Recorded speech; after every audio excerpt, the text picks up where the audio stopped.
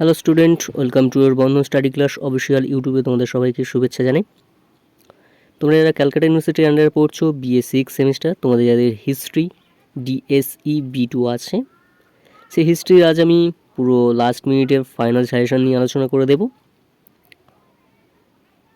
আজ যে প্রশ্নগুলি নিয়ে আলোচনা করব খুবই ইম্পর্টেন্ট এবং ফাইনাল সাজেশন তোমাদেরকে দিয়ে দেবো।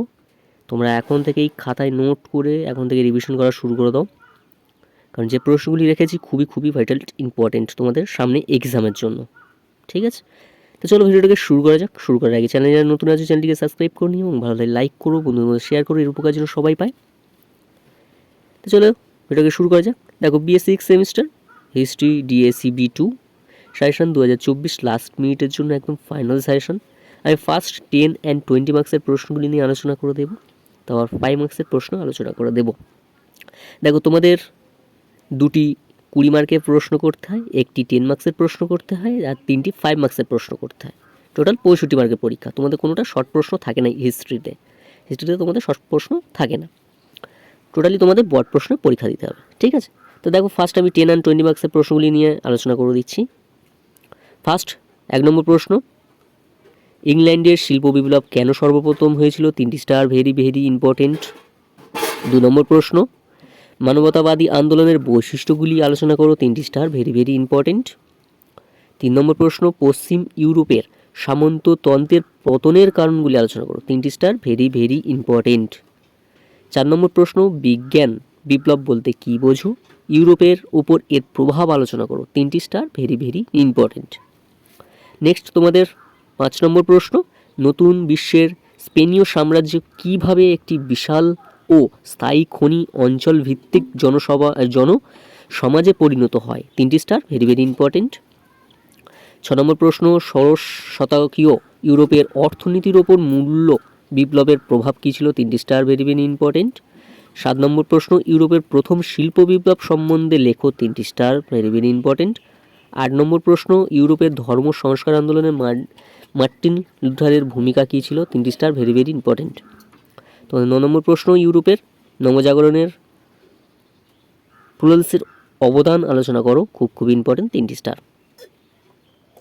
তো 10 নম্বর প্রশ্ন, ইউরোপের মুদ্রণ বিপ্লবের তাৎপর্য আলোচনা করো, 3টি স্টার। 11 নম্বর প্রশ্ন, ষোড়শ শতকের থেকে ইউরোপের অর্থনীতির ভরকেন্দ্র কীভাবে ভূমধ্যসাগরীয় অঞ্চল থেকে আটলান্টিক সাগরের অঞ্চলে সরে যেতে থাকে, 3টি স্টার, ভেরি ইম্পর্টেন্ট। তোমাদের আমি এই 10 অ্যান্ড 20 মার্কসের প্রশ্ন একসাথেই দিয়েছি, কারণ 20 মার্কসের প্রশ্ন 10 মার্কসেও দিতে পারে, 10 মার্কসের প্রশ্ন ঘুরিয়ে 20 মার্কসের প্রশ্ন দিতে পারি। তোমাদের এই 11টি প্রশ্ন রেখেছি 10 অ্যান্ড 20 মার্কসের জন্য। যদি 11টি প্রশ্ন যদি ভালোভাবে তোমরা করতে পারো 100%, এখান থেকে তোমরা 20 মার্কসের 2টি প্রশ্ন, 10 মার্কসের 1টি প্রশ্ন চোখ বুঝিয়ে কমন পেয়ে যাবে, একদম 100% তোমরা এর মধ্যে থেকে কমন পেয়ে যাবে। ঠিক আছে, চলো 5 মার্কসের প্রশ্নগুলি তোমাদেরকে আলোচনা করে দিই, কী রেখেছি 5 মার্কসের প্রশ্ন। দেখো, 5 মার্কসের প্রশ্ন 1 নম্বর প্রশ্ন, মূল্য বিপ্লব বলতে কী বোঝো? এর প্রভাব লেখো, 3টি স্টার, ভেরি ইম্পর্টেন্ট এবছর। 2 নম্বর প্রশ্ন, মার্টিন লুথারের 95 থিসিস সম্পর্কে কি জানো, খুব ইম্পর্টেন্ট। 3 নম্বর প্রশ্ন, ফিফো ও ভ্যাসা লেজ বলতে কি বোঝো, 3টি স্টার, খুব ইম্পর্টেন্ট। 4 নম্বর প্রশ্ন, ইউরোপের অর্থনীতির ওপর ব্ল্যাক ডেথের প্রক্রিয়া কী ছিল, 3টি স্টার, ভেরি ইম্পর্টেন্ট।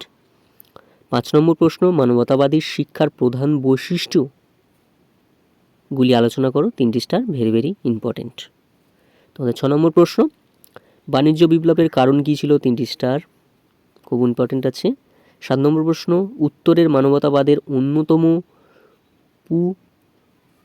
পুরোধা ইউরা সমাজ সম্পর্কে একটি টিকা লেখো, 3টি স্টার, ভেরি ইম্পর্টেন্ট। 9 নম্বর প্রশ্ন, উত্তর মানবতাবাদী কি, 3টি স্টার, ভেরি ইম্পর্টেন্ট। তোমাদের 10 নম্বর প্রশ্ন, ইউরোপীয় শিল্প স্থাপত্যের ওপর রেসেরার মানবতাবাদের প্রভাব লেখো, 3টি স্টার। 11 নম্বর প্রশ্ন, সামন্ততন্ত্রের সংকট বলতে কী বোঝো? এটা এক্সট্রা দিয়েছি, পারলে করতে পারো, কিন্তু ইম্পর্টেন্ট আছে। দেখো, তোমাদের 5 মার্কসের এই 11টি প্রশ্ন দিলাম।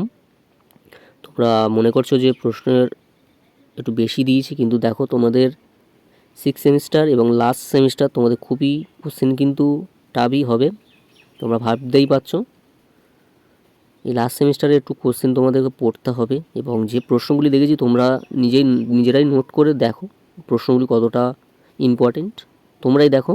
এবং তোমাদের টিউশনের স্যার বা ম্যামকে বা কলেজের স্যার ম্যামকে দেখাতে পারো যে প্রশ্নগুলি কতটা ইম্পর্টেন্ট তোমাদেরকে দিয়েছি, তোমরা পারলে যাচাই করে নিতে পারো। এবং এই প্রশ্নগুলি যদি এখন থেকে যদি করতে পারো খুবই তোমাদের জন্য উপকার হবে। এবং আমি নেক্সট ভিডিওয় তোমাদের এই প্রশ্নগুলির অ্যান্সার নিয়ে আলোচনা করে দেবো, তোমাদের যাদের অসুবিধা যাতে না হয় সেটা বন্ধন স্টাডি ক্লাস সবসময় করে আসছে, অ্যান্সারগুলি নিয়ে আলোচনা করে দেব। তাই তোমরা বন্ধন স্টাডি ক্লাসের সাথে থেকো, পাশে থেকো, দেখবে কতটা হেল্প পাও। এবং প্রবলেম হলে, বুঝতে অসুবিধা হলে কমেন্ট করো, বলে দেব। তাই আজ এখানেই শেষ করলাম। তোমার সবাই ভালো থেকো, সুস্থ থেকো, বন্ধন স্টাডি ক্লাসের সঙ্গে যুক্ত থেকো। এবং চ্যানেল যারা নতুন হয়েছে চ্যানেলটিকে সাবস্ক্রাইব করে আমাদের পাশে থেকো। দেখা হচ্ছে পরবর্তী ভিডিও। আজ এখানে শেষ করলাম।